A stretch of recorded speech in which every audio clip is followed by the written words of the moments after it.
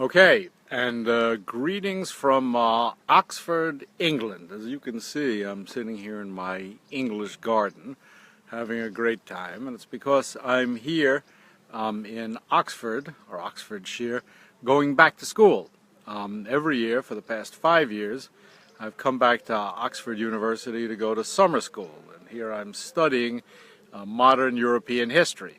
What's interesting is that, of course, when I went to school the first time, I went to Williams a long time ago in the 1970s, sorry to say, I spent most of my time trying to avoid classes. I slept late, I didn't go to classes, I laid off the reading, I kind of blogged or blagged my way through school, and I did graduate, but I didn't get a whole hell of a lot out of it. And the reason is that, to coin a phrase, education is wasted on the young, particularly today when a university degree costs about $65,000 a year for 4 years, or a payment of a pretty decent house in most of America.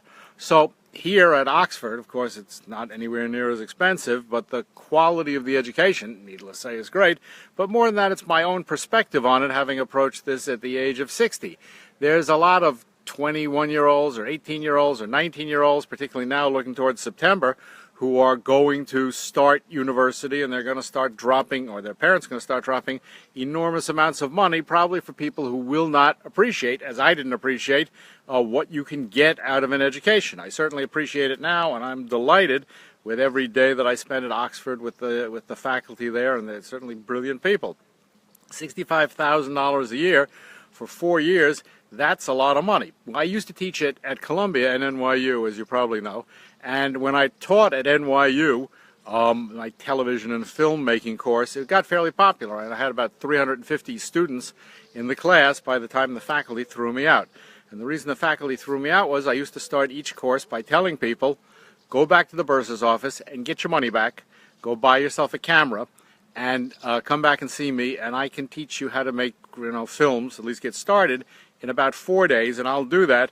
And then I want you to take some more of the money and buy yourself a camera and get on a plane and go off and start making films and send them to me.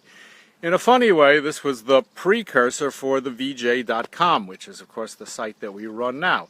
It's an online school, and of course it's open to anyone. And the whole idea here was to take sort of NYU Film School and squash the whole thing down into an online thing where anybody could learn.